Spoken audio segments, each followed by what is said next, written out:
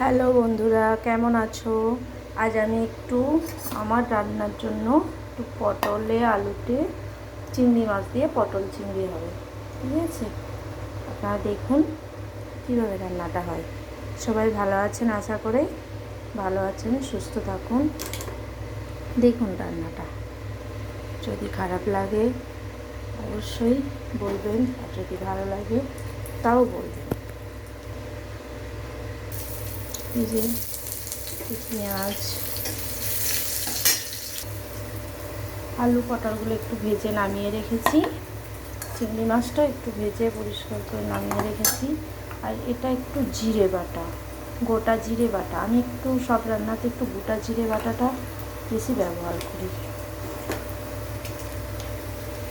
দেখুন, একটু আদা দিলাম, একটু টমেটো দিলাম।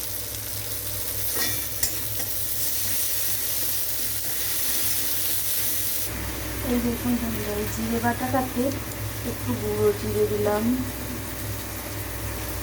একটু লঙ্কার গুঁড়ো দিলাম,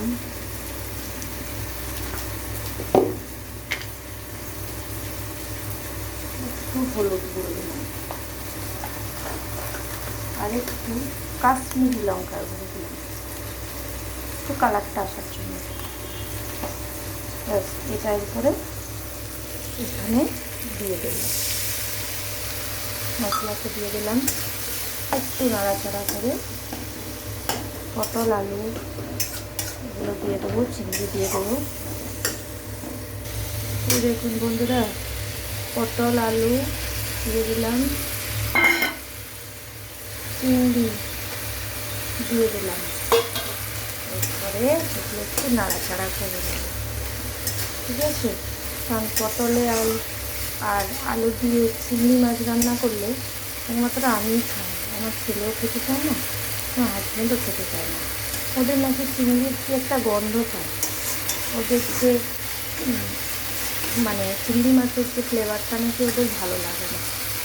তাই আমি খাই, আমি বলেই দিয়েছি যে হ্যাঁ আমি খাবো, ভালোই আছে, তোরা যত খাবি না আমার তত ভালো হবে, বেশি বেশি খেতে পাবো, তাই না? বলুন তো। ছেলে অল্প খেলেও মানে বড়োটা খাই, গলদা চিংড়িটা খেতে চাই, মালাইকারি খেতে চাই আমার হাজব্যান্ড আর ছেলে।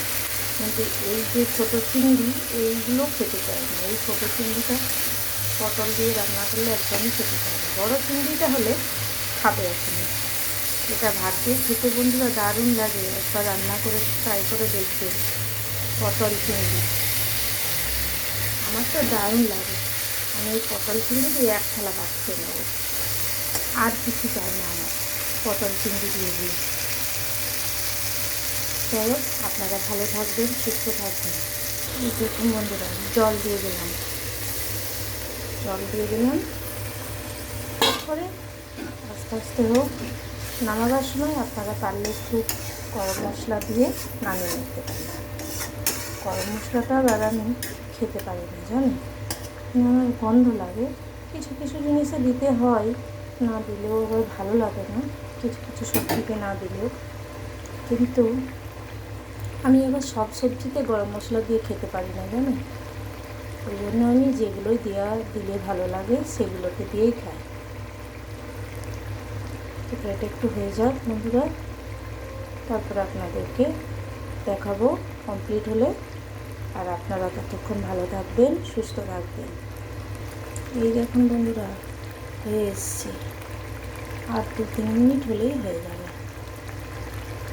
বন্ধুরা, কত ফুল হয়েছে গাছে আমার, নীলকণ্ঠ ফুল হয়েছে, অনেকগুলো হয়েছে, 1 2 3 4 5 6টা ফুল হয়েছে।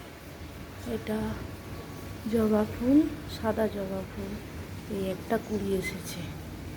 এটা চন্দ্রমল্লিকা, এটা একটা কাল্লা বীজ, রান্নাঘরের কাল্লা থেকে কাল্লা বীজ একটা ফেলে কাল্লা গাছ হয়েছে। কিন্তু জানি না ফুল ফল হবে না না হবে, ফলে দেখাবো আপনাদের, তাই না? অনেক ফুল হয়েছে, দেখুন আপনারা। এই দেখুন বন্ধুরা, হয়ে গেছে, নামিয়ে নিয়েছি পটল চিংড়ি। এই দেখুন নামিয়ে নিয়েছি, গ্যাস বন্ধ করে দিয়েছি। এই দেখুন নামিয়েছি। একদম ঘরোয়া প্রসেসে আমি রান্না করি। আমি কোনো মশলাপাতি বেশি দিই না, কারণ আমি এত মশলাপাতি আমার খাওয়া চলবে না, আর আমি খাইও না। তো আপনারাও চেষ্টা করবেন মশলাপাতি তেল একটু কম দিয়ে।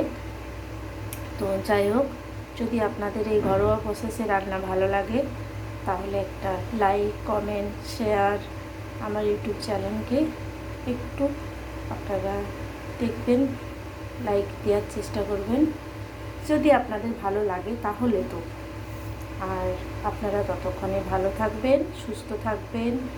যাই হোক, নমস্কার, রাখি। আবার পরের ভিডিওতে আপনাদের সাথে দেখা হবে।